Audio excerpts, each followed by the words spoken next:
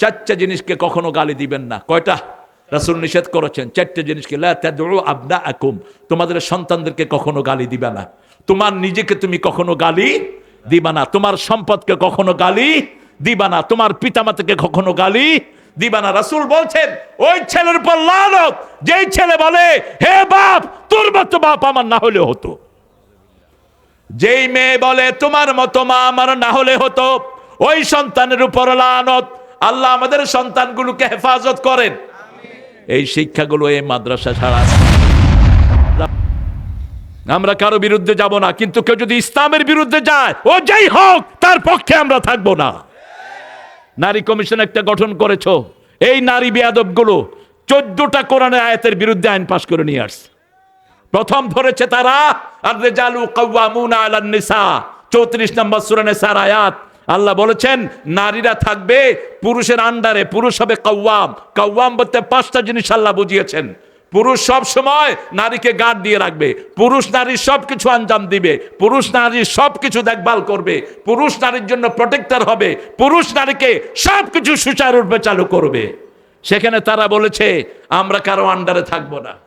আল্লাহ বলেছেন সৃষ্টি যার হুকুম চলবে, সূরা আরাফের 54 নম্বর আয়াত। তারা বলেছে শরীর আমার আইন আমার, শরীর আমার আইন আমার। তো তোর আইন হলে তুই দেখ তো তোর হুকুমে তোর নখ ছোট হয় কিনা, তোর হুকুমে তোর ভুরু ঠিক হয় কিনা দেখ। হুকুম চলে কার? এই শরীরে আমরা যে বসে আছি ভিতরে বাহিরে হুকুম চলছে কার? আল্লাহ সেই বাস্তবতা বলেছেন সূরা আল ইমরানের 83 নম্বর আয়াত। আফাগাইরা দীনিল্লাহি ইয়াবগুন ওয়ালাহু আসলামা মা ফিস সামাওয়াতি ওয়াল আরদ তাওআন ওয়া কারহান ওয়া ইলাইহি ইউরজাউন। কিভাবে ইসলাম ছাড়া অন্য ধর্ম গ্রহণ করতে চাও? ইচ্ছায় অনিচ্ছায়, আকাশে বাতাসে জলে স্থলে সব কিছু হুকুম মানে কার? আমাদের শুধু একটা ফ্রিডম, একটা ইচ্ছা শক্তি দিয়েছেন, এটাও ছিনিয়ে নিবেন। আমার একটা ঠেলাঠেলি চলতেছে। একজন বলছেন যে সূরা ফাতিহা ছাড়া নামাজ হবেই না। হ্যাঁ, জানাজা হবেই না।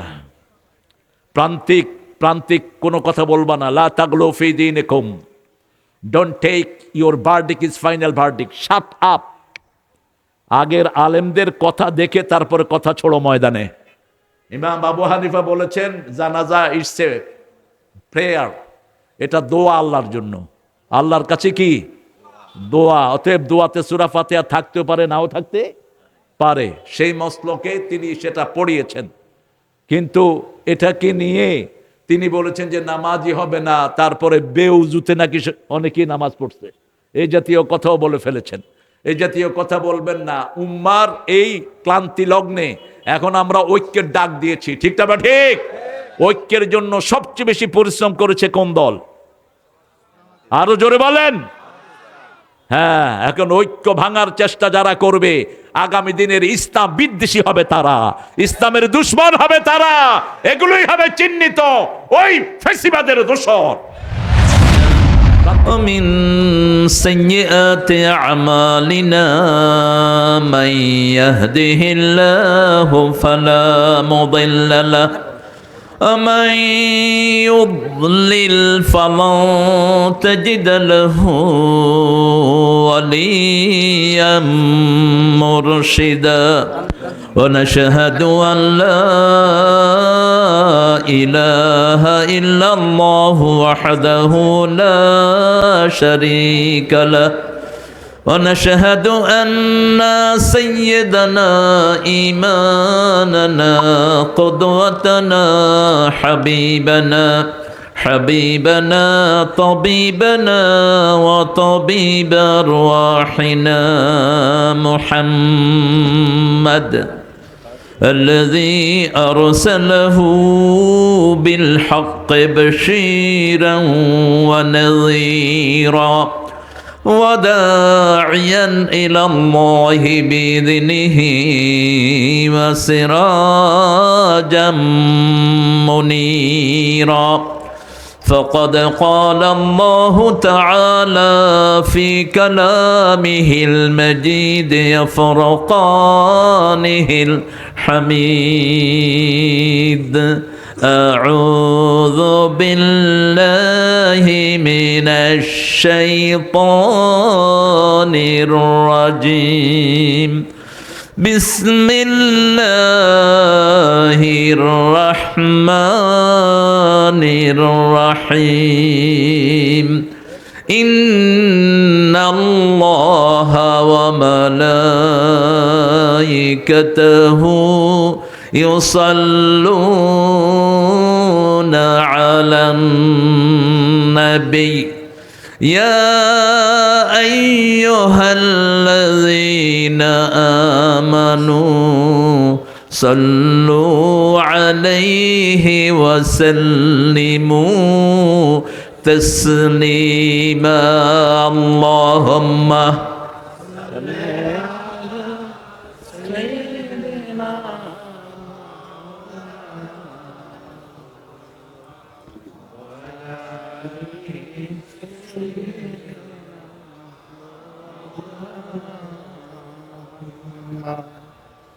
কেমন আছেন আপনারা? আলহামদুলিল্লাহ। আলহামদুলিল্লাহর উপরে থাকবেন তো? কোরআন শরীফের প্রথম শব্দ কি? জোরে বলেন। সূরা আনআমের প্রথম শব্দ কি?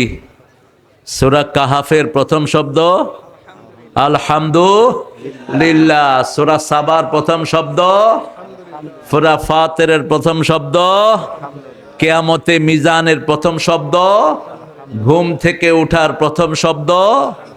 থাকবেন তো এটার উপর? দেখি কারা কারা থাকবেন না, একটু দেখে নেই সব ঠিকঠাক আছে কিনা। আল্লাহর কাছে যেতে হলে আল্লাহর দল ছাড়া বাঁচার কোনো উপায়। চোখ বন্ধ হলে অন্য কোনো কিছু চলবে না, একটা চলবে, কি নাম? কি নাম? ইসলাম। কি নাম? ইসলাম। ইসলামের উপর থাকবেন তো? বাংলাদেশে দুটি ধারা, একটি হলো বিএনপি আর একটা জামাত। ধারা কয়টা? আরো জোরে কন্যা মিয়া। যত মাদ্রাসা হুজুর আছে সব এক ধারা। একটা হলো জামাতের ধারা, আর একটা কার ধারা? বিএনপির ধারা। বিএনপির আছে বিসমিল্লাহ, জামাতের আছে 30 পারা। বিএনপি বিসমিল্লাহ লাগাবে, জামাত 30 পারা লাগায় দিবে। আমাদের মন্ত্রী হওয়ার শখ নাই, এমপি হওয়ার শখ নাই, আমাদের শখ পার্লামেন্ট একটা ঘন্টাও কোরআন ছাড়া চালাতে দেব না। রাজি আছো মুসলমান? হাত তুলে দেখিয়ে দাও।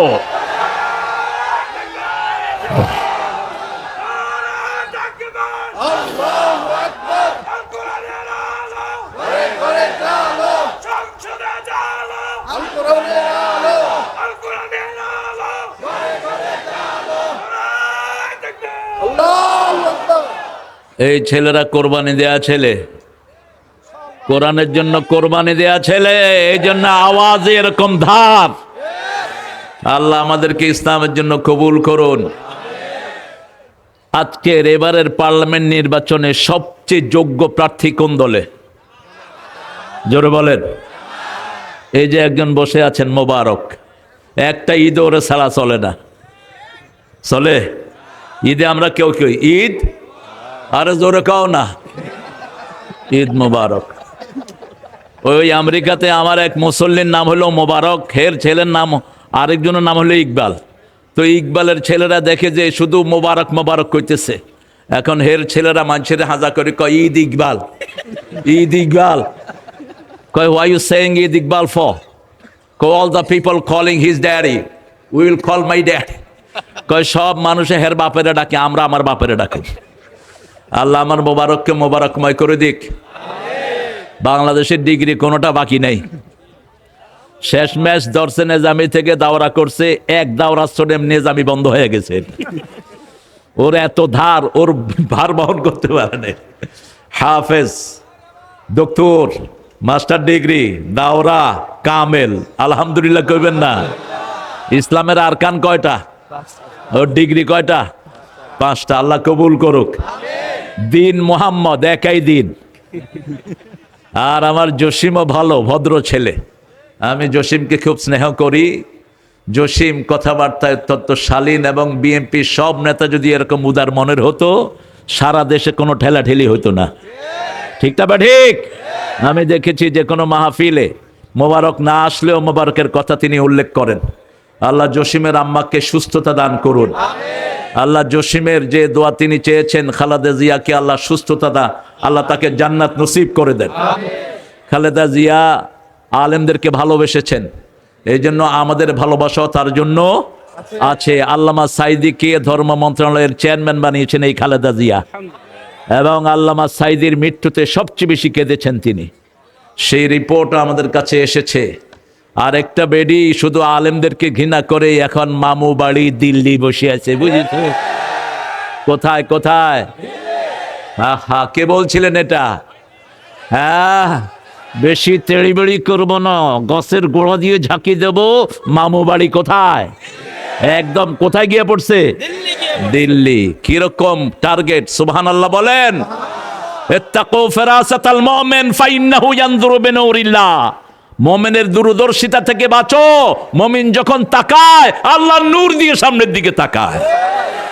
বলছে আমাকে যদি কেউ মেরে ফেলে, আমি ছিলাম সেই মাহফিলে বগুড়াতে, বলছে আমাকে যদি কেউ মেরে ফেলে, যেই দলের লোকই হোক, 1 বছর ওই দল টিকতে পারবে না বাংলাদেশে। আল্লাহ তার কবরকে জান্নাতুল ফেরদাউস বানিয়ে দিক। কুমিল্লার প্রাণ পুরুষ ছিলেন তিনি। কুমিল্লাতে আসতেন, কুমিল্লার বসন্ত ছিল তিনি। কুমিল্লাতে সেই সময় আমরা কোথায়, এটা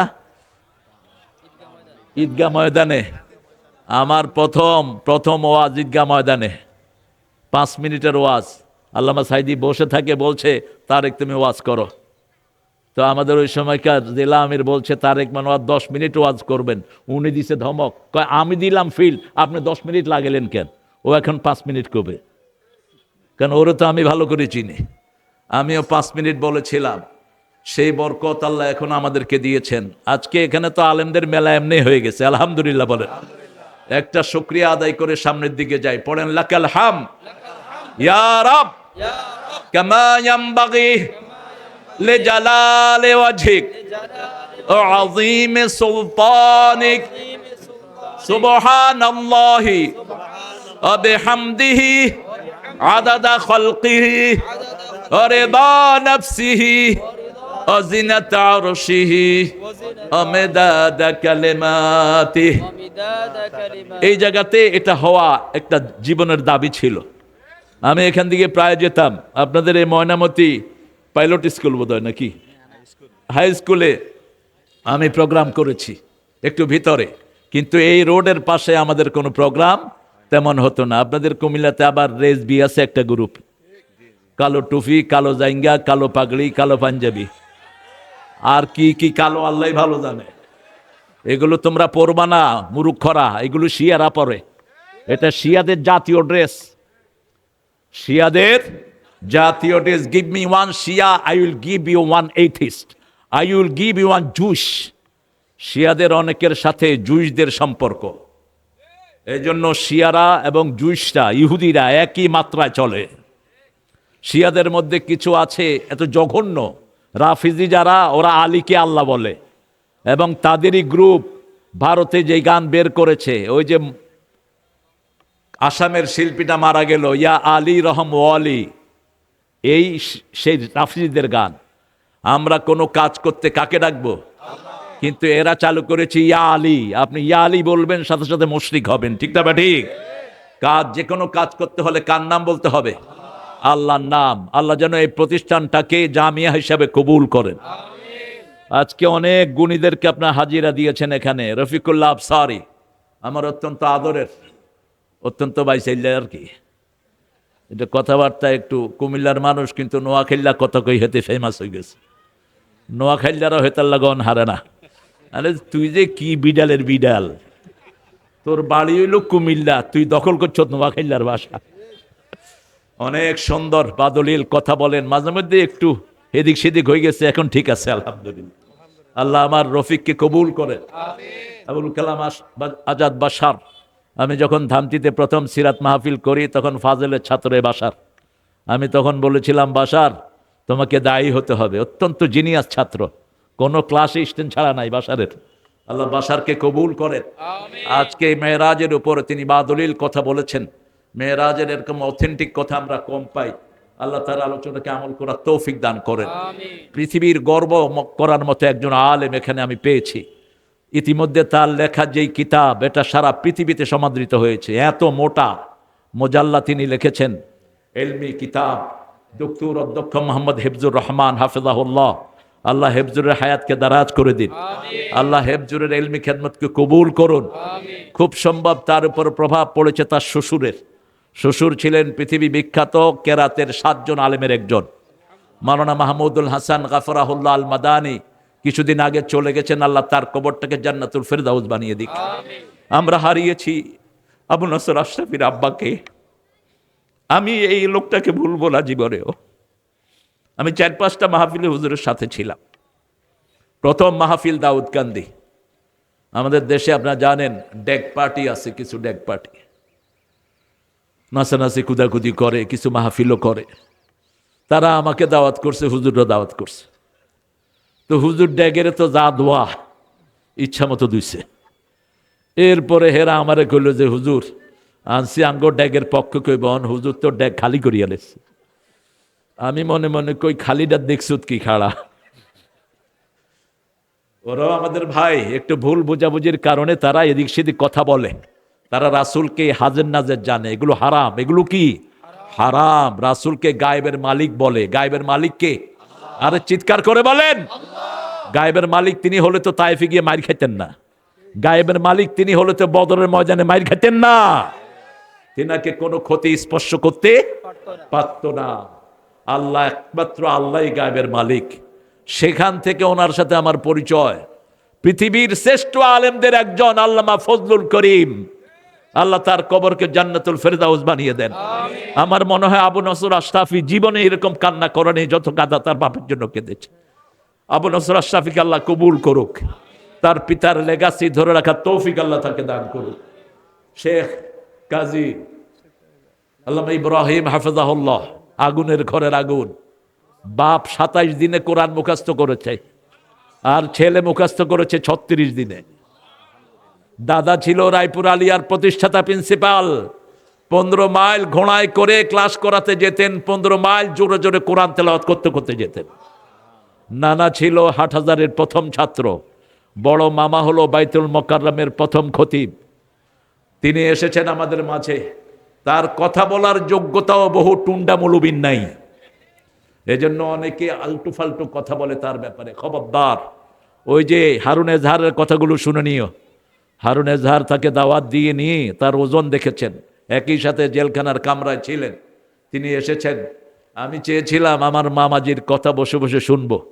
অত্যন্ত বালিগ মোবাল্লেক, আল্লাহ তার হায়াতকে দারাজ করে দিন।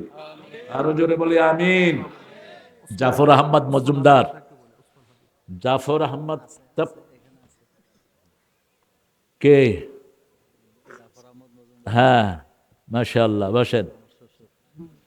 হায় হায়, এত জয়ীফ হয়ে গেছে। আল্লাহ কবুল করুক, বসেন। এই হলো আমাদের মোল্লার শ্বশুর, আমার প্রিয় বোন মাহমুদার বাপ। আমি তো মোল্লার ঘরের মানুষ। আমার জাফর আহমদ মজুমদার অত্যন্ত শানিত টিচার। তার ছাত্ররা এখন ম্যাজিস্ট্রেট হয়েছে, জজ হয়েছে। এবং বাংলাদেশের খুব কম ক্ষেত্র পাওয়া যাবে, তার ছাত্র পাওয়া যাবে না। 19 বছর কয়েক হাজার ছাত্রের ওস্তাদ ছিলেন। আলেমে সেখানে ছাত্র সবচেয়ে বেশি টঙ্গী শাখায়। আলেমে 6000 7000 ছাত্র। এই সবার একক কন্ট্রোলার ছিলেন আমার এই জাফর আহমদ মজুমদার। আমার 2 ছেলেকে 3 ছেলেকে আমি কোথাও দিয়ে বাগে আনতে পারি নাই। জাফরের গেড়া কলে পরে বাগে আসছে। এবং শুনে খুশি হবেন, 12 দিনে ওরা 10 পারা মুখস্থ করে দিচ্ছে আমার এই প্রিয় মানুষটাকে। 12 দিনে কয় পারা? 10 পারা। তাদেরকে তিনি চোখের পানিতে গ্রহণ করেছেন। আজকের বাচ্চারা খুব দুষ্ট হয়, খুব চালাক হয়। এরা সব সময় কিটিবে কিটিবে, মার মার মার। এরা শিখে মার মার। এই জন্য এরা যখন আন্দোলনে গেছে হাসিনা বাগজে যে মার মার সাটি ফলিয়ে আছে। ঠিক না বা ঠিক? এই যুবকরাই আগামীর বাংলাদেশটাকে গড়ে তুলবে। হাদি হলো এদের প্রেরণার উৎস। আল্লাহ হাদির কবরকে জান্নাতুল ফেরদাউস বানিয়ে দাও। নির্বাচন পর্যন্ত এই ভাঙাচুরা ইউনূস সহ উপদেষ্টা যেগুলো আছে ল্যাংলা লুলা এগুলো থাকবে, এগুলো অথর্ব, এগুলো আজকে এতদিন হয়ে গেল হাদির খুনিকেও ধরতে পারে নাই, এতদিন হয়ে গেল আবু সাইদের খুনির বিচার হয় নাই, এতদিন হয়ে গেল আগস্টের আহতদের বিচার হয় নাই, আগস্টের খুনিদেরকে ধরে আনতে পারে নাই। ঠিক না ঠিক? আমরা চাই আল্লাহ যেন জাফরের সবগুলো প্রতিষ্ঠানকে কবুল করে, সেই সাথে যেন এই প্রতিষ্ঠানটিকে আল্লাহ কবুল করে। বেলাল হোসেন হেলালি, এটাকে তোমার ওই হেলালি? আচ্ছা, আমার শিষ্য, আমার শিষ্য তো কত আছে আল্লাহ ভালো জানে। আল্লাহ কবুল করুক। এগুলো আমাদের কোরআনের ভালোবাসা। আপনার দামি মানুষেরা এসেছেন, আমরা এখানে অনেক ওলামা হযরতকে পেয়েছি। আমার চারপাশে আলেমরা বসে আছেন, নিচে বসে আছেন অনেক ওলামা হযরত, যাদেরকে উপরে আনতে পারলে আমরা খুশি হতাম। কিন্তু সবাই আসলে তো এটা স্মার্ট স্টেজ হয়ে যেতে পারে, আরেক ভেজালের কারবার হবে। মোবারককে আমরা ছেড়ে দেব। মোবারক কথা বলে নেই, কিন্তু চুপচাপই হলো বরকত। আমরা দোয়া চাই মোবারকের জন্য, আপনারা দোয়া করবেন। সুন্দর মানুষ, আল্লাহ তার হায়াতকে দারাজ করে দিন, আল্লাহ তার ইলমি খেদমতকে কবুল করুন। আপনারা অনেক স্যাররা এসেছেন, primary, high school, college, university sir এসেছেন, বিভিন্ন পেশায় জড়িত আবাল বিদ্যা বনিতা, পর্দার আড়ের মা বোনেরা এসেছেন, আমাদের হিন্দু সম্প্রদায়ের ভাই বোনেরা তারা থাকতে পারেন। ভলেন্টিয়ারের মধ্যে হিন্দু আছে। আমার প্রিয় হিন্দু ভাই বোনেরা, ওরা আমাদের সমাজের অংশ। আপনারা দেখেছেন বিগত 14 মাস একটা হিন্দুর উপর ফুলের আঁচড় দিতে আমরা দেই নেই। ঠিক না ঠিক? এটা আমাদের কৃতিত্ব। অতীতের হিন্দুদের উপর যত আক্রমণ হয়েছে ওরাই করেছে, যারা ওদের বন্ধু বলে পরিচয় দেয়। ঠিক না ঠিক? কিন্তু আমরা আপনাদের এখানে একটা মন্দির পোড়ানো হয়েছে, সেটার সাথে জামাত, শিবির, বিএনপির কোনো সম্পর্ক, ওরাই আগুন দিয়ে ওরা আমাদের লোকদেরকে ধরিয়ে দিয়েছে। ঠিক না ঠিক? এই জন্য হিন্দু ভাইয়েরা, কোরআনের আইন যদি চালু হয়, আল্লাহর সূর্য যেমন আপনাদেরকে সমানভাবে আলো দেয়, আল্লাহর বৃষ্টি যেমন সমানভাবে সিক্ত করে, আল্লাহর আইন চালু হলে আপনারাই সবচেয়ে বেশি উপকৃত হয়ে যাবেন। কোনো বেইনসাফি আপনাদের উপর করা হবে না। যত হিন্দু ভাই বোন এসেছেন, আল্লাহ সবাইকে কোরআনের জন্য কবুল করুক। আপনারা আপনাদের কিতাবগুলো পড়বেন, কিতাব পড়লেই পেয়ে যাবেন লা ইলাহা ইল্লাল্লাহু মুহাম্মাদুর রাসূলুল্লাহ সাল্লাল্লাহু। এবং আপনাদের ঠাকুররা বলে, মৃত্যুর সময় যার এই কালেমা মুখে আসবে তার অনন্ত জীবন সুখের হয়ে যাবে। এটা আপনাদের ঋগ্বেদ, অথর্ববেদ, লেজুরবেদ, কল্কি, পুরাণ, মহাভারত, গীতা সবগুলোতে একই শ্লোক লেখা আছে। সেই জন্য আপনারা বিপদে পড়লে কালেমা পড়েন, কিন্তু আমরা আগেই কালেমা পড়ে আমাদের জীবনটা গঠন করতে চাই। ঠিক না ঠিক? কোরআন শরীফের প্রথম সূরা কোনটা বলেন? সবচেয়ে সওয়াবের সূরা কোনটা? কোন সূরা পড়লে, দোয়া দিলে দোয়া কবুল হয়ে যায়? এখন আবার একটা ঠেলাঠেলি চলতেছে। একজন বলছেন যে সূরা ফাতিহা ছাড়া নামাজ হবেই না। হ্যাঁ, জানাজা হবেই না। প্রান্তিক প্রান্তিক কোনো কথা বলবা না। লা তাগলু ফি দীনিকুম, don't take your verdict is final verdict, shut up. আগের আলেমদের কথা দেখে তারপরে কথা ছোড়ো ময়দানে। ইমাম আবু হানিফা বলেছেন জানাজা ইটস এ প্রেয়ার, এটা দোয়া আল্লাহর জন্য, আল্লাহর কাছে কি দোয়া। অতএব দোয়াতে সূরা ফাতিহা থাকতেও পারে, নাও থাকতে পারে। সেই মসলকে তিনি সেটা পড়িয়েছেন, কিন্তু এটাকে নিয়ে তিনি বলেছেন যে নামাজই হবে না, তারপরে বেউজুতে নাকি অনেকেই নামাজ পড়ছে। এই জাতীয় কথাও বলে ফেলেছেন। এই জাতীয় কথা বলবেন না। উম্মার এই ক্লান্তি লগ্নে এখন আমরা ঐক্যের ডাক দিয়েছি। ঠিক না ঠিক? ঐক্যের জন্য সবচেয়ে বেশি পরিশ্রম করেছে কোন দল? আরো জোরে বলেন। হ্যাঁ, এখন ঐক্য ভাঙার চেষ্টা যারা করবে, আগামী দিনের ইসলাম বিদ্বেষী হবে তারা, ইসলামের দুশ্মন হবে তারা। এগুলোই হবে চিহ্নিত ওই ফ্যাসিবাদের দোসর। প্রান্তিক কথা বলবেন না। হ্যাঁ, জানাজাতে যদি সূরা ফাতিহা হয়, এর চেয়ে শ্রেষ্ঠ দোয়া আর কি হতে পারে? ঠিক না ঠিক? কিন্তু আপনি এতগুলো মানুষের, আপনি এই কংগ্রিগেশনকে আপনি এইভাবে ধুলায় উড়িয়ে দিবেন না। তাদেরকে আপনি পরামর্শ দিবেন, আপনি দ্বীনের ব্যাপারে নাসে হবেন, আপনি দ্বীনের খেলাফ করবেন না। শিরকে আকবর করেছে মূসার জাতি। সূরা তাহা তারা বাছুর পূজা করেছে। হারুন আলাইহিসসালাম তাদেরকে কিছুই বলেন নাই। মূসা আলাইহিসসালাম এসে ওনার চুল ধরেছেন, দাড়ি ধরেছেন। তিনি বলেন, ইয়া ইবনা উম্মি লা তাখুয বিলহিয়াতি ওয়ালা বিরাসি, আমার চুল আর দাড়ি ধরে তুমি লজ্জা দিও না। তিনি বললেন, কেন তুমি দাওয়াত দিলে না? তিনি একটি কথা বললেন, ইন্নী খাশিতু আন তাকুলা ফাররাকতা বাইনা বনি ইসরাঈল, আমি ভয় পেয়েছি আমি যদি এদেরকে দাওয়াত দেই, হে মূসা আপনি বলবেন বনি ইসরায়েলের মধ্যে আমি ভাগ করে ফেলেছি। এই জন্য তিনি দাওয়াত দেননি। আপনি চিন্তা করেন, শিরকে আকবার করেছে কিন্তু উম্মতকে ভাগ করেন নেই। তাহলে উম্মার একত্রিত হওয়ার দাম সবচেয়ে বেশি না কম? বেশি না কম? তিনটা জিনিস উম্মার ঐক্যের ভিত্তি। মান সাল্লা সালাতানা ওয়া ইস্তাকবালা কিবলাতানা ওয়া আকালা যাবিহাতানা ফাযালিকাল মুসলিম ফি যিম্মাতিল্লাহি ওয়া রাসূলিহি, আল্লাহর কেবলাকে কেবলা মানলো, আল্লাহর তরিকায় জবাই করা খেলো, আর আল্লাহ রাব্বুল আলামিন যেইভাবে তাকে ইস্তাকবালা কিবলাতানা, কেবলার দিকে, কেবলাকে সামনে রাখার কথা বলল, এই তিনটা যার মধ্যে থাকবে সে মুসলমান। সে কি? আরো জোরে বলেন, সে কি মুসলমান? এখন কোন কবর পূজারী যদি এই তিনটা মানে, সে আমাদের দলের লোক। কথা বলেন না কেন? কোন রেজবি যদি এই তিনটা মানে, সে আমাদের দলের লোক। তার বাকি ইসলাগুলো আপনি পরে করে দেন। আমরা ইনশাআল্লাহ আজকে প্রথম সূরা থেকে কথা বলবো, আল্লাহ তৌফিক দান করেন। প্রথম নাজিল হওয়া আয়াত কয়টি বলেন তো? কয়টি? 5টি। প্রথম ফরজ কি ইসলামের?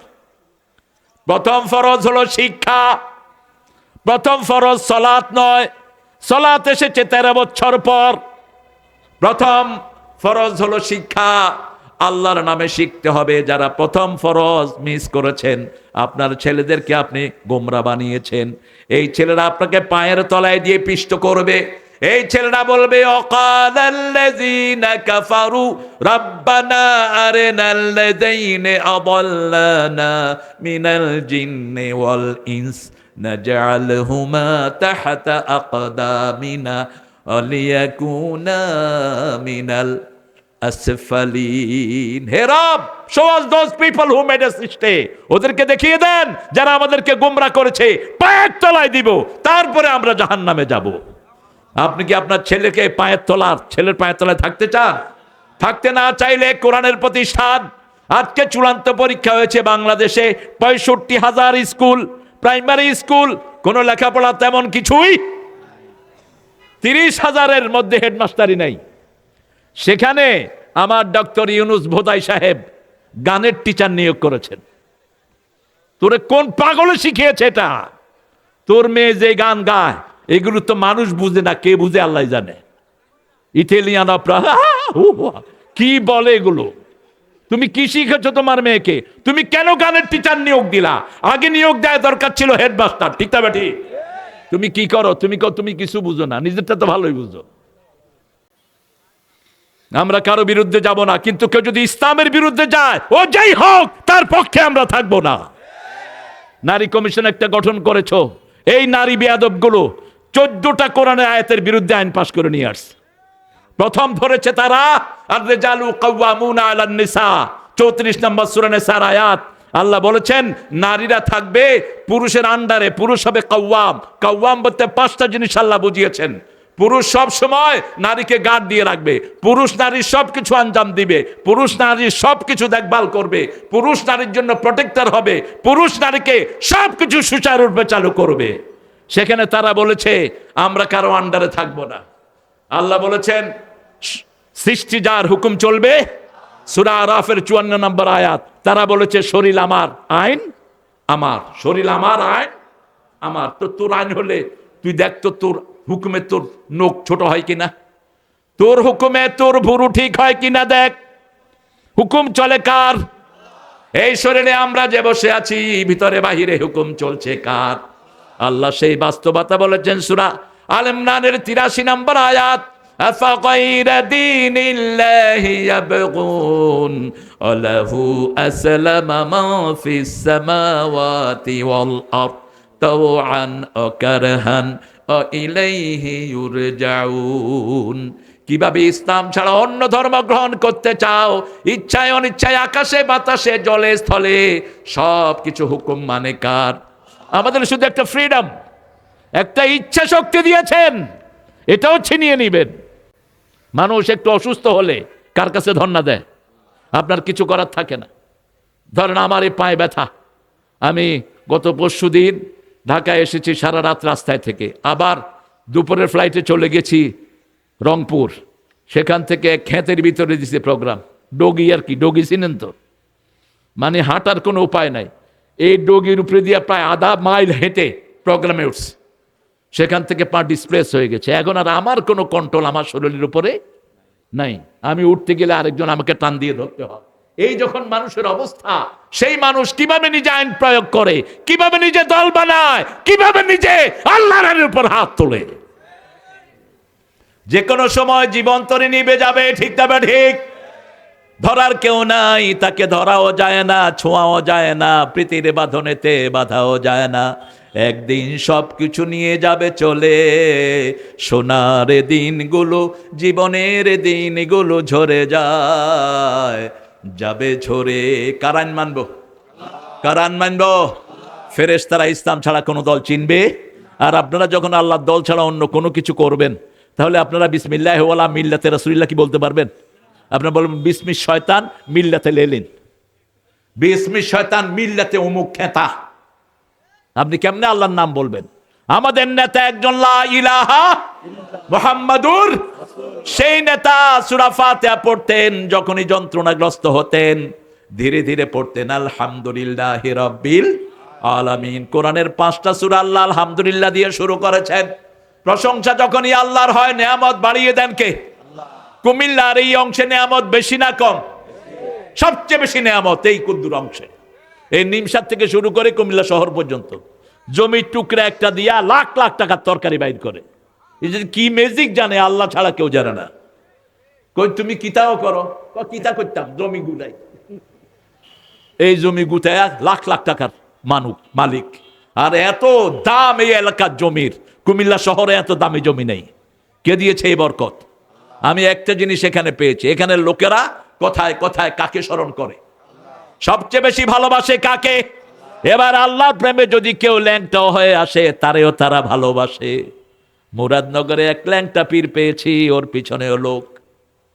হুজুর হাঁটতেছে সালা গায়ে দিয়ে, রাতের বেলা, শীতের রাত, হুজুরের এই পর্যন্ত সালা। কইলাম এটা কোন হুজুর? আবার পিছনে অনেক মানুষ, কোনি হলেন সালা হুজুর। পুরুষও আছে, মহিলাও। ইমোশন দেখানো যাবে না। আল্লাহ যেখানে যেতে বলেছেন সেখানে যাব, রাজি আছি তো? কোনোদিন শয়তানও ল্যাংটা হয় না, শয়তানও ল্যাংটা মানুষের সামনে আসে না। আপনি ল্যাংটা হলেন কিভাবে? আমার আদমকে প্রথম ল্যাংটা করেছে কে? এই শয়তান।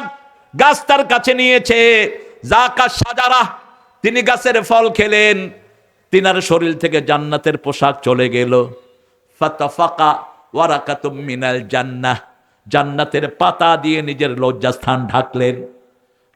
দুইজনের কাছে উন্মুক্ত হয়ে গেলেন। আল্লাহ রাব্বুল আলামিন শয়তানকে বানিয়েছেন যৌনবাদী, আর আমরা হলাম কোরআনের মানুষ মৌলবাদী। আমরা মূল ধরে থাকি, মূল হলো কোরআন আর হাদিস, ঠিক তবে ঠিক। আমরা প্রশংসা করব কার? প্রশংসা করলে নিয়ামত বাড়িয়ে দিবেন কে? কিভাবে প্রশংসা করব? কোরআনের 2টা সূরার শেষ আয়াতে আল্লাহ বলছেন, এইভাবে যদি প্রশংসা করো, আরো সূচু করার মতো সওয়াব আল্লাহ তোমাদের আমলনামায় দিবেন।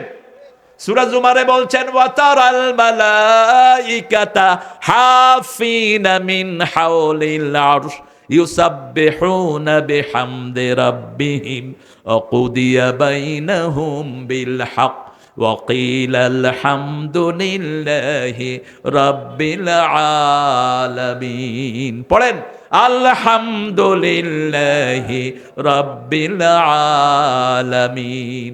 এখন মিজান ভর্তি করে সওয়াব দান করেছেন কে?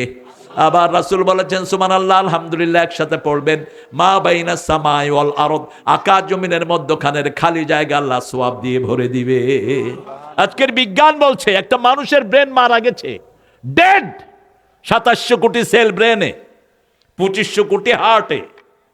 আজকের একটা ডকুমেন্টারি আমি দেখছিলাম, একজন ডাক্তার বলছেন মানুষের শরীরে যতগুলো নার্ভ আছে, এগুলো যদি প্যাঁচ লাগানো হয়, এগুলো হবে 1,12,000 মাইল। আর সারা দুনিয়া হলো মাত্র 12,000 মাইল। দুনিয়াকে 10 বার পেঁচিয়ে ফেলা যাবে। সুবহানাল্লাহ বলেন। আর রাসূল বলেছেন সবচেয়ে আদনা জান্নাতীকে কয়টা জান্নাত দেয়া হবে? দুনিয়ার মতো কয়টা দুনিয়া? 10টা দুনিয়া। 1500 বছর আগে রাসূল যা বলেছেন এখন বিজ্ঞান তা সত্য প্রমাণিত করছে, ঠিক না ঠিক?